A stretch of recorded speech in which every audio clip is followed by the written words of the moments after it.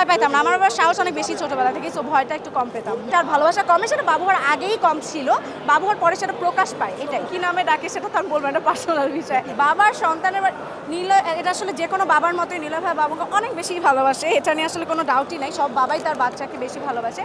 So আমরা একটা বাবুর জন্মের পরে দীর্ঘ সময় হচ্ছে একটু বাহিরেই ছিলাম। তো দেশের বাইরে থাকার কারণে 3 মাস আমার হাজব্যান্ডের সাথে 3-4 মাসই বাইরে ছিলাম। সো ওই সময়টা দেখা গেছে বাইরের কান্ট্রিতে শুটিং করলেও ওই সময় যেহেতু প্রথম থেকে বেবির সাথে আমার হাজব্যান্ড ছিল, তো খুব ভালো অ্যাটাচমেন্ট তৈরি হয়েছে। এখন পর্যন্ত শুটিংয়ের পরে যত রাতেই হোক না কেন, বেবি যদি ঘুমিয়ে থাকলে তো ঘুমিয়ে থাকলে, বেবি যদি জেগে থাকে একটা নির্দিষ্ট টাইম ওর সাথে পার করে দেন ঘুমাতে যায়। সো এই আর কি। আগে ফোন দিত কতবার নিলয় ভাই আর এখন কতবার ফোন দেয়? আসলে এটা আমাদের গোনা হয় না, কেননা যখনই প্রয়োজন হয়, যখনই মনে পড়ে, এটা অসংখ্যবারই কোনো গুণে কাউন্ট করা হয় না কখনো যে একবার দিয়েছি, 2বার দিয়েছি, 3বার দিয়েছি। যতবার প্রয়োজন হয়, যতবার মনে পড়ে, ততবারই ফোন দেওয়া হয়, কাউন্টলেস। হ্যাঁ, তা বাবু হওয়ার কারণে যেটা হচ্ছে এখন ভিডিও কলটা একটু বেশি দেওয়া হয়, এটা সত্যি। বিকজ বেবিকে দেখতে চায়। আগে যেমন ফোনে কথা বললেই হতো, বাট এখন হচ্ছে বেবি একটা নতুন কিছু করছে, আমি ভিডিও কল দিয়ে দেখাই যে দেখো নতুন কিছু শিখেছে, সেটা একটু বেশি বেড়েছে। বাট ফোন দেওয়া আগের মতোই একদম। এটা অনেকে বলে না, এটা কয়েকজন বলে।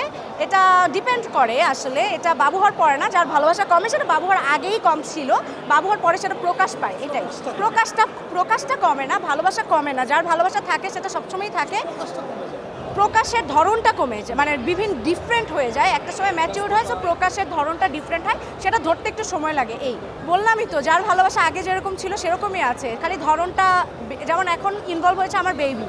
তো দেখা যায় আগে যেমন আমাদের নিজেদের কথা বেশি হতো, এখন বেবিকে নিয়ে অনেকটা সময় কথা হয়। তো এটা তো ভালোবাসার ডিফারেন্ট একটা অ্যাঙ্গেল। নিলয় ভাই কি নামে ডাকে?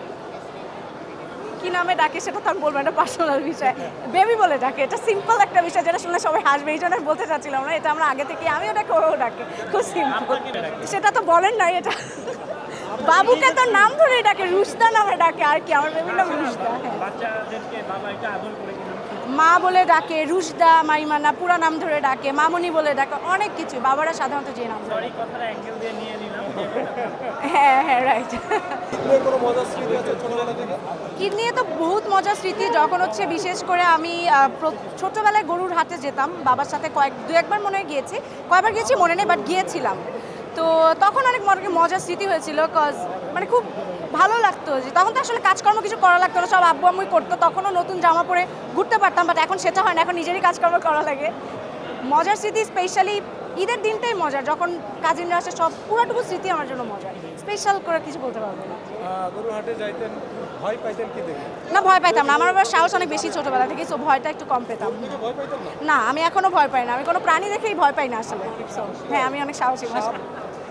সাপ দেখলে একটু ভয় পেতে পারি, আমি এই পর্যন্ত সাপ আসলে দেখিনি, সো বলতে পারছি।